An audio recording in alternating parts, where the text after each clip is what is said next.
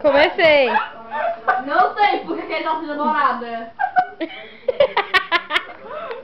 É esse gatinho aqui, gente. Eu sorriso quebrado. Por que sorriso quebrado?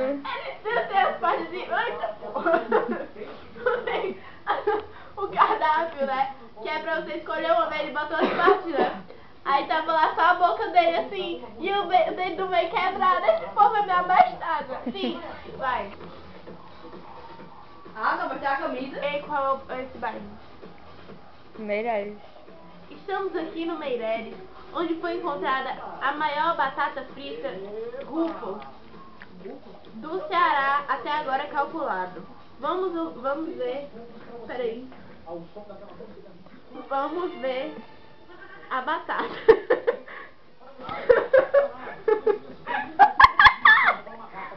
Então, Fernanda, como foi pra... Como foi não? Tá quebrado feio. Como foi pra você encontrar a maior batata do Ceará até agora calculado? Eu tô com fome. Não come ainda não. Ela vai... Ela comeu? Tá só sentindo saúde aqui dentro, cala a boca. Então, como foi a emoção de achar essa batata? Diz aí. Diz, cara. Vai, mano. Mulher, responde as perguntas. Foi legal. Foi bom, abriu o saco. Aí saiu esse monstro daqui. Ela é grande. Essa batata inteira. Ela é grande. Você tá dobrada, é maior. É não, dobrado não vale. Vale sim.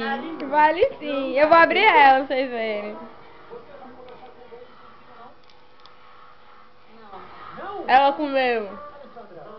Gente, Mentira. olha a Alessandra. Gente, que gatinha. Tô torcendo pra ela, gente. Só se for agora.